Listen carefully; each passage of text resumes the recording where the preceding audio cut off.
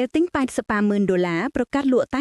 $10,000គេរីគុណពេកធ្វើឲ្យម្ចាស់ Fake Hanali ដេកលែងលក់ក៏ចេញមុខបាក់ស្រាយថាខ្ញុំគិតថាត្រឹម$10,000អត់ប៉ះពាល់ជាមួយសេដ្ឋកិច្ចរបស់គាត់ទេ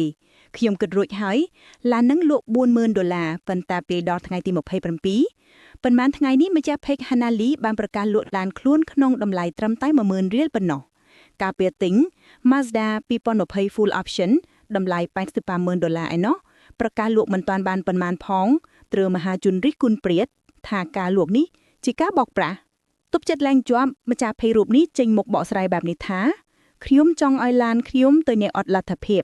អ្នកដែលគាត់សំបីតែហ៊ានស្រមៃអ្នកអត់លទ្ធភាពត្រឹមតែ$10,000គាត់អាចឈ្នះរង្វាន់រថយន្តដែលជាឡានរបស់ខ្ញុំផ្ទាល់តែម្ដងក្នុងចិត្តខ្ញុំគិត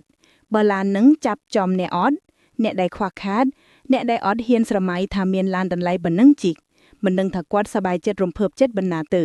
ខ្ញុំគិតថាត្រឹម$10,000អត់ប៉ះពាល់ជាមួយសេដ្ឋកិច្ចរបស់គាត់ទេខ្ញុំគិតរួចហើយឡាននឹងលក់$40,000ប៉ុន្តែពេលដល់ថ្ងៃទី27លុយបាយជាលើខ្ញុំនឹងយកទៅបរិច្ចាគអ្នកមានបញ្ហាឆេះផ្ទះជួយទៅកាន់ជនក្រីក្រនិងចែកស្បៀងជូនកងទ័ពប៉ុន្តែឥឡូវគ្រប់យ៉ាងវាកែប្រែអស់ហើយអ្វីដែលខ្ញុំគិតគឺវាអត់ដូចអ្វីខ្ញុំគិតទេវាទៅជារឿងផ្សេងវិញដែលបងប្អូនយល់ច្រឡំថាខ្ញុំបោកប្រាស់អញ្ចឹងដែលបងប្អូនដែលចង់ cancel បងប្អូនអាចផ្ញើ QR ចាំខ្ញុំទម្លាក់លេខទូរស័ព្ទក្រុមការងារពួកយើងនឹងបាញ់លុយត្រឡប់ទៅវិញហើយការលុបមួយនេះគឺខ្ញុំលុបចោលតែម្ដងលែងបន្តទៀតហើយ